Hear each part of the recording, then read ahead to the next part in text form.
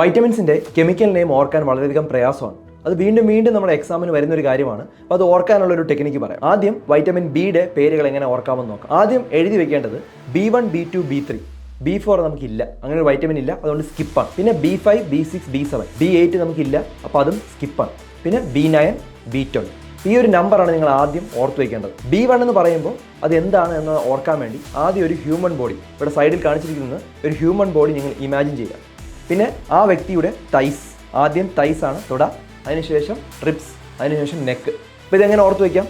തൈ എന്ന് പറയുമ്പോൾ തയമിൻ, റിബ്സ് എന്ന് പറയുമ്പോൾ റൈബോഫ്ലാവിൻ, നെക്ക് എന്ന് പറയുമ്പോൾ നിയാസിൻ. B4 നമുക്കുണ്ടോ? ഇല്ല. പിന്നെ B5, B6, B7. 5ാം ക്ലാസ്സിലാണ് നമ്മൾ പാൻസ് ഇടുന്നത്. അപ്പം പിന്നുള്ളത് പാൻസ് ആണ്. പാൻസിന്റെ അടിയിൽ എന്തുണ്ട്? പൈജാമയാണ്. പൈജാമയുടെ അടിയിൽ എന്തുണ്ട്? ബിക്കിനിയുണ്ട്. ഒരു നിമോണിക്കിന് വേണ്ടി അങ്ങനെ ഉണ്ടാക്കി വെച്ചേക്കുന്നതാണ്. അപ്പോൾ ആദ്യത്തെ എന്താണ്? B5 എന്ന് പറയുമ്പോൾ പാൻസ് വെച്ചേക്കുന്നതാണ്. അപ്പോൾ പാൻസിന്റെ അടി എന്ന് പറയുമ്പോൾ പൈജാമയാണ്, അതായത് പിരിഡോക്സ്. B7 എന്ന് പറയുമ്പോൾ ബിക്കിനി, അതായത് ബയോട്ടിൻ. B8 ഉണ്ടോ? ഇല്ല, സ്കിപ്പാണ്. B9 എന്ന് പറയുമ്പോൾ പിന്നുള്ളത് കാലാണ്, ഫൂട്ട്. ഫൂട്ട് എന്ന് പറയുമ്പോൾ അത് ഫോളിക് ആസിഡ്. B12 എന്ന് പറയുമ്പോൾ സൈക്കിൾ, ഫൂട്ട് കൊണ്ട് നമ്മൾ സൈക്കിൾ ചവിട്ടുന്നു. അപ്പം CY എന്ന് പറയുമ്പോൾ അത് സയനോ കൊബാലാമിൻ. ഇത്രയധികം എളുപ്പമാക്കിയാൽ പോരെ? ഇത് നിങ്ങൾ ഓർത്ത് വയ്ക്കുക. ധാരാളം ആളുകളുടെ അറിവിലേക്ക് ഇത് ഷെയർ ചെയ്ത് കൊടുക്കുക.